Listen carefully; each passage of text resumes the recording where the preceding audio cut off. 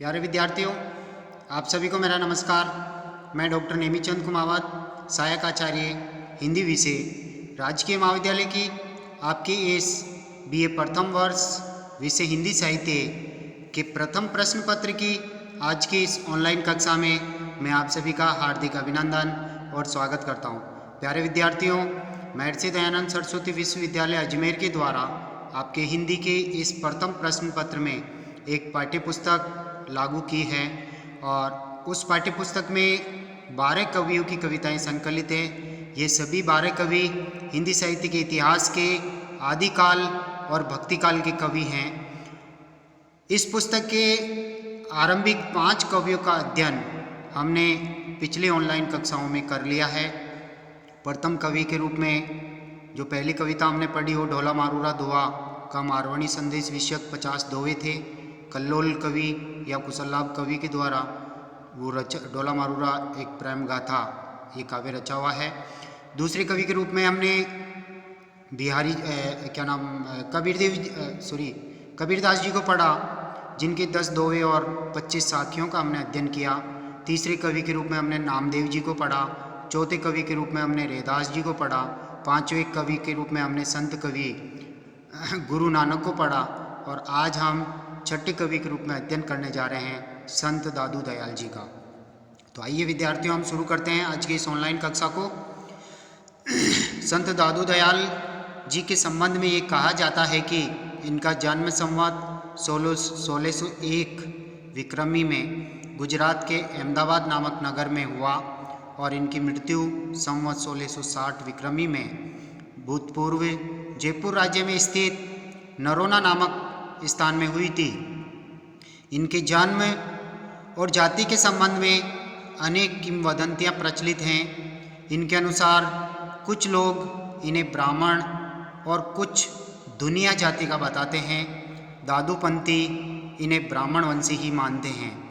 इन्हें मुसलमान दुनिया जाति का मानने वालों का कहना है कि इनका असली नाम दाऊद था।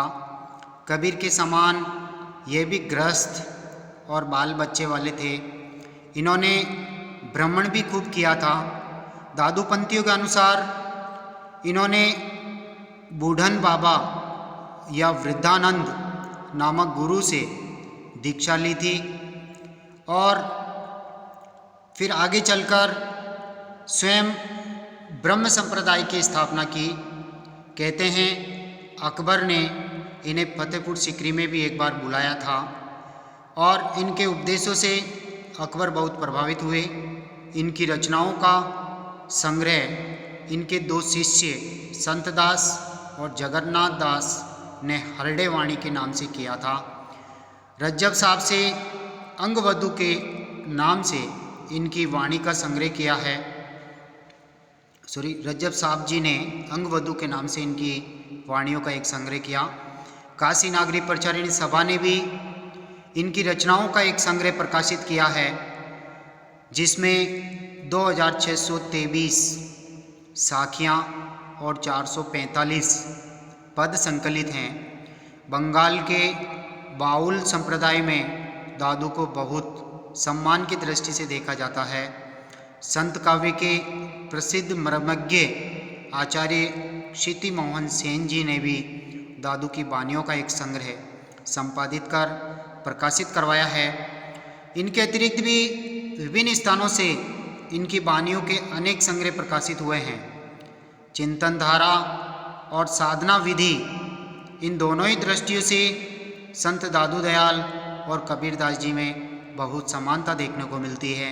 ये भी कबीरदास जी के समान ही परम तत्व को अपना आदि गुरु अर्थात आराध्य देव मानते हैं, निर्गुण निराकार परमात्मा को। इन्होंने उसी परमात्मा को शून्य, परमपद और निर्वाण आदि नामों से संबोधित किया है। परंतु फिर भी कबीरदास जी और दादू दयाल जी में एक सूक्ष्म अंतर भी देखने को मिलता है। डॉक्टर दयानंद श्रीवास्तव के अनुसार कबीर आत्म प्रत्यय में विश्वास करते हैं और दादू दयाल जी आत्मसमर्पण में। इन दोनों में दूसरा अंतर यह है कि उन्होंने कबीर के समान सामाजिक अन्याय, जाति पाति, मूर्ति पूजा, बाया आडंबर आदि का खंडन उग्र भाषा में नहीं किया है। उनमें यानी दादू दयाल जी में समाज का विरोध करने का जो भाव है वो कबीर की अपेक्षा कम तीव्र देखने को मिलता है। यानी तीव्रता कबीर में अधिक है तो दादू दयाल जी में सहजता है। वे जब विरोध करते हैं तब कबीर के समान उग्र रूप धारण नहीं करते हैं, बल्कि वे विनम्र होकर अत्यधिक स्नेहशील बन करके सामाजिक बुराइयों का विरोध करते हुए दिखाई देते हैं। उनकी इसी विनम्रता और स्नेहिल स्वभाव ने उन्हें बहुत लोकप्रिय बना दिया था। वस्तुतः दादू दयाल एक सरल, निरीह यानी भोले भाले, स्नेहिल यानी प्रेम देने वाले स्वभाव के भक्त कवि हैं। उनके भक्त हृदय की कातरता, आतुरता और विवलता उनके अग्रांकित रचित इस पद में साकार हो जाती है। यहाँ हम इस पद में इनकी इन भाव विवलता को हम देख सकते हैं। अजू ने निकसे प्राण कठोर, आज तक मेरे ये कठोर निष्ठुर प्राण मेरे हृदय को नहीं छोड़ पाए, मेरे शरीर को नहीं छोड़ सके हैं। दर्शन बिना बहुत दिन बीते, सुंदर प्रीतम मोर। हे प्रभु, आपके दर्शन के बिना बहुत समय बीत गया है। हे सुंदर प्रीतम, कब आप दर्शन देंगे? ये निष्ठुर प्राण भी शरीर का साथ नहीं छोड़ पा रहे हैं। जब तक आप दर्शन नहीं देंगे तब तक ये प्राण मेरे शरीर में अटके रहेंगे। चार पहर चारों जुग बीते, यानी ये चार पहर का जो समय मैंने बिताया है ऐसा लगता है कि जिससे 4 युग भी बीत गए हैं। रेन गंवाई भोर, और रात्रि में आपका इंतजार करते करते प्रातः काल भी हो गया है। अदधि, ये गलत छपा हुआ है यहाँ पर, अवधि है। अवधि गए अजू नहीं आए, यानी आपके आगमन का समय भी बीत चुका है, मिलने का समय भी चला गया है। आज तक आप नहीं आए, यानी आपने दर्शन नहीं दिया। कथें रहे चित चोर, कब तक आप इस तरह से आप मेरे मन को चुराते रहेंगे? हे प्रभु, कब तक आप छिपते रहेंगे? एक दिन तो आपको प्रकट होकर के इस भक्त को दर्शन देना ही होगा। कबू नैन निरखी नहीं देखे, कभी भी मैंने आज तक मेरे नेत्रों के द्वारा आपके दर्शन नहीं किए हैं। मारक चितवत चोर, मारक चितवत तोर, और आपके आगमन के मार्ग को मेरी आंखें लगातार टकटकी लगा करके देख रही हैं। दादू ऐसे ही आतुर विरहिणी, दादू दयाल जी कह रहे हैं कि इसी प्रकार दादू की ये आत्मा रूपी एक वियोगिनी स्त्री इस तरह से प्रियतम के दर्शन के बिना एक वियोगिनी है, एक व्याकुल दशा में पीड़ा भोग रही है। जैसे ही चंद्र चकोर जिस तरह से चंद्रमा को यानी जिस तरह से चकोर चंद्रमा की शीतल किरणों का पान करता है, उससे प्रेम करता है, वो लगातार चंद्रमा को बड़े चाव से देखता है। हे प्रभु, ऐसे ही इन दादू दयाल की वियोगिनी आत्मा आपके दर्शनों के लिए तड़प रही है। तो यहाँ भाव विवलता दृष्टिगोचर होती है, बहुत सहजता, सरलता इसमें मौजूद हैं। एक समर्पण भाव परमात्मा के प्रति इन पंक्तियों में स्पष्ट झलकता है। दादू दयाल जी के इस पद को नितांत सरल भाषा में भाव की गहनतम अनुभूतियों को पूर्ण सफलता के साथ व्यक्त कर देने वाले काव्य का अत्यंत पुष्ट और सुंदर उदाहरण माना जा सकता है। तो प्यारे विद्यार्थियों, अब तक हमने दादू दयाल के कर्तृत्व, व्यक्तित्व और उनकी काव्य की विषय वस्तु पर हमने विस्तार से चर्चा की है।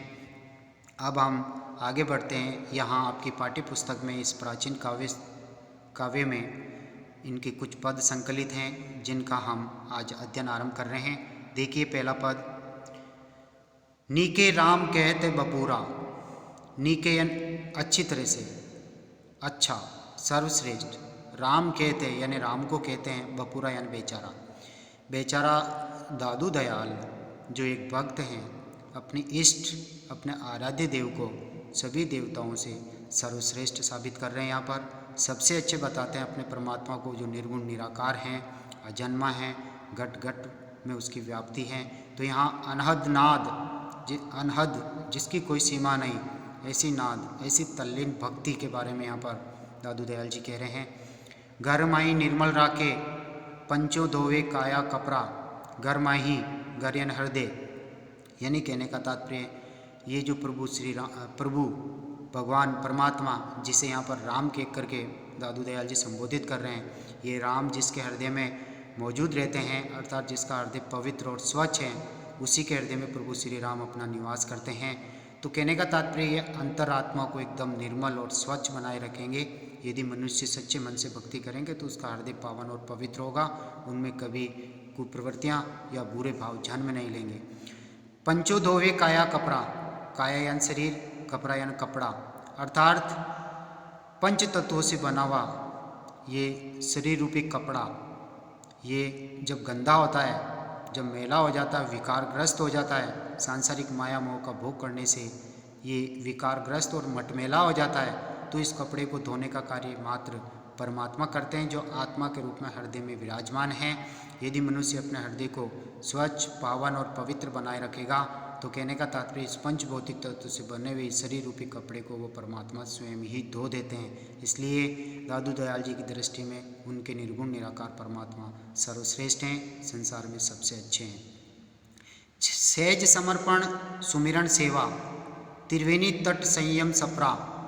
दादू दयाल जी यहाँ कह रहे हैं कि सहज भाव से जो समर्पण करता है प्रभु के प्रति, जो सुमिरन या जो स्मरण करता है, जो उनकी सेवा करता है, उनकी भक्ति करते हैं, तो कहने का तात्पर्य त्रिवेणी तट, जहाँ तीन नदियों का, गंगा, यमुना और सरस्वती, इन तीनों नदियों का जहाँ संगम होता है और उस संगम पर स्नान करने से जो फल प्राप्ति होती है, तो कहने का तात्पर्य समर्पण करना, ईश्वर के प्रति समर्पण, उनका स्मरण करना और उनकी सेवा करना एक तरह से त्रिवेणी तट पर मिलने वाले संयम के समान हैं, तीर्थ स्थान के समान हैं। तो ये तीनों तीर्थ स्थान मनुष्य के हृदय में विद्यमान हैं।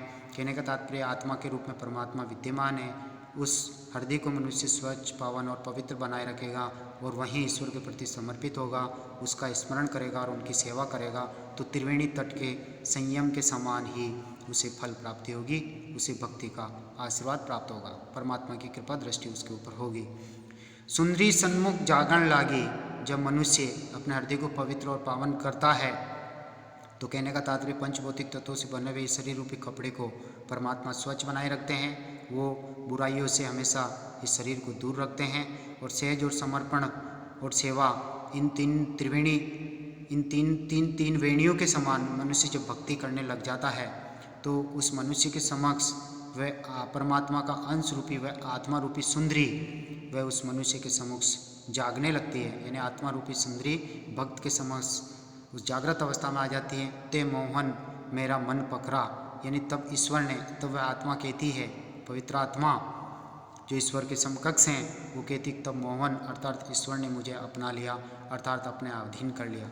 क्योंकि विषय विकारों से मनुष्य जब दूर रह करके अपने शरीर को पावन और पवित्र करके जब ईश्वर के प्रति समर्पित होकर के उनका स्मरण करके जब सेवा करेगा तो उसे वास्तविक रूप से भक्ति का आनंद मिलेगा। और यही अनुभूति यहाँ आत्मा को हो रही है कि सुंदरी सम्मुख जागरण लागी, अर्थात इस आत्मा के समक्ष जैसे परमात्मा जागृत अवस्था में आ गए हो और उसी परमात्मा ने फिर इस सुंदरी आत्मा को जैसे अपना लिया हो, यानी भक्त के ऊपर परमात्मा का आशीर्वाद बरस गया हो। बिन रसना मोहन गुण गावे, और बिना जीव के ही फिर ये आत्मा जो पवित्र जागरण अवस्था में आ गई है, ये ईश्वर के गुणों का गुणगान कर रही है। नाना वाणी अनुभव अपरा, और फिर उस परमात्मा के बारे में विभिन्न अनुभूतियों को अनेक प्रकार की वाणी से व्यक्त करते हुए अभिव्यक्ति कर रही है, यानी अनुभूतियाँ प्रकट कर रही हैं। अपरा जिसकी कोई सीमा नहीं, ऐसी विभिन्न जब तल्लीनता की अवस्था होती है भक्त की अपने इष्ट में, तो वो अनेक प्रकार की अनेक वाणी और अनेक अनुभूतियों के माध्यम से अपने इष्ट के गुणगान करता है और उनका आस्वाद लेता है, बिना जीव के ही आस्वाद लेना। दादू अनहद ऐसे कहिए, अनहद यानी असीमित उस परमात्मा की भक्ति में लीन होने को कबीरदास जी ऐसे कहते हैं, भक्ति तत्व ये मार्ग संकरा, अर्थात ये भक्ति का जो तत्व है, भक्ति का जो मार्ग है, ये तंग और दुष्कर है सामान्य सांसारिक प्राणी के लिए, क्योंकि वो विषय विकारों में उलझा रहता है, सांसारिक माया मोह का वो भोग विलास करता है और हृदय में रहने वाले परमात्मा की वो पहचान नहीं करता है, हृदय में परमात्मा को स्मरण नहीं करता। इसलिए कहने का तात्पर्य उसका पंचभौतिक तत्वों से बना हुआ ये जो शरीर रूपी कपड़ा है, ये विषय विकारों से गंदला होता जाता है और उसकी आत्मा सोई हुई रहती है, एक तरह से उसको भक्ति की कोई अनुभूतियाँ नहीं हो पाती।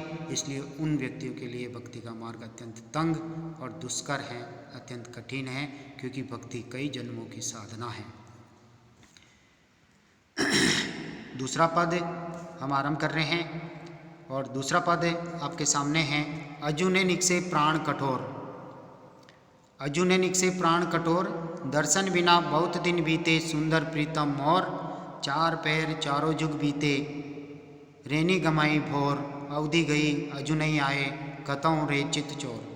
प्यारे विद्यार्थियों, ये आगामी दूसरा पद, तीसरा पद और ये चौथा पद और पांचवा पद, 5 पद आपके मौजूद हैं। एक पद का अध्ययन हम और कर लेते हैं, फिर तीसरा, चौथा और पांचवा हम अगली ऑनलाइन कक्षा में पढ़ेंगे। देखिए, अजू ने निकसे प्राण कठोर। हे प्रभु, आज अभी अभी मैंने कवि की जो कर्तृत्व और व्यक्तित्व हमने पढ़ा, उसमें भी ये पद आया, जिसमें भी मैंने विस्तारित से इसको समझाया है। फिर एक बार और देख लेते हैं। आत्मा और आत्मा जो है परमात्मा से निवेदन कर रही है कि हे प्रभु, अजऊ ने निकसे प्राण कठोर, आज तक मेरे ये आपके दर्शन के बिना मेरे प्राण शरीर का साथ नहीं छोड़ पाए हैं। दर्शन बिना बहुत दिन बीते, हे प्रभु, आपके दर्शन के बिना मेरी आयु का काफ़ी समय बीत गया है। सुंदर प्रीतम मोर, हे मेरे प्रिय, हे मेरे इष्ट, आप बहुत सुंदर हैं और आपके सुंदर रूप का दर्शन करने के लिए मैंने काफ़ी इंतज़ार कर लिया, काफ़ी समय व्यतीत हो चुका है। चार पैर चारों जुग बीते, यानी आपका दर्शन का इंतज़ार करते करते चार पैर का जो समय चारों युग के समान बीत गया है। रेनी गमाई भोर, और आपका इंतज़ार करते करते दर्शनों की प्यास में ही रात भर जागने के कारण प्रातःकाल भी हो गया है। अवधि गई, यानी आपके आने का, मिलन का समय भी अब चला गया। अवधि गई अजू नहीं आए, ये प्रभु आप आज तक आकर के आपने दर्शन नहीं दिए हैं। कतऊँ रे चित चोर, हे प्रभु आप कब तक मेरे इस मन को चुराते रहेंगे। हे प्रभु, मेरे मन को चुराने वाले कब आप दर्शन देंगे। कबू नैन निरखी नहीं देखे, अर्थात हे प्रभु आज तक मैंने जब से नेत्र धारण किए तब से आज तक आपके दर्शन नहीं किए हैं। प्रभु कब आप दर्शन देंगे। मार्ग चितवत तोर तोरियन तेरा, हे प्रभु आपके मार्ग का इंतजार करते करते मेरे नेत्रों से लगातार टकटकी लगा करके मेरे नेत्र आपके आगमन में पलके बिछाए हुए हैं कि ये प्रभु कब आप आएंगे और कब दर्शन देंगे।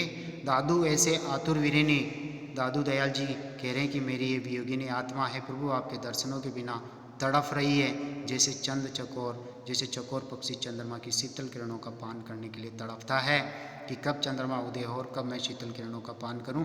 उसी तरह से ये मेरी वियोगिनी आत्मा भी इसी व्याकुलता में है, इसी पीड़ा में कष्ट सहन कर रही है कि प्रभु कब आप आएंगे, कब आप दर्शन देंगे और कब इसे इसके दर्शनों की प्यास बुझेगी। तो प्यारे विद्यार्थियों, आगामी तीसरा, चौथा और पांचवा पद हम अगली ऑनलाइन कक्षा में पढ़ेंगे। तब तक के लिए आपको धन्यवाद। जय हिंद, जय भारत, थैंक यू। प्यारे विद्यार्थियों, ये जितने भी वीडियोज जो बन रहे हैं, ये वीडियोज कॉलेज के यूट्यूब चैनल पर अपलोड किए जा रहे हैं। आप वहाँ से ओपन करके अपना अध्ययन जारी रख सकते हैं और साथ ही इनके जो लिंक हैं, यूट्यूब चैनल का लिंक, वो भी आपके व्हाट्सएप ग्रुप में शेयर किया जा रहा है। यदि आप इन वीडियोज़ को पहली बार देख रहे हैं तो आप इन्हें लाइक ज़रूर करें और सब्सक्राइब ज़रूर करें, क्योंकि आप जब सब्सक्राइब करेंगे तभी आपकी महाविद्यालय में ऑनलाइन उपस्थिति सुनिश्चित हो सकेगी। प्यारे विद्यार्थियों, धन्यवाद।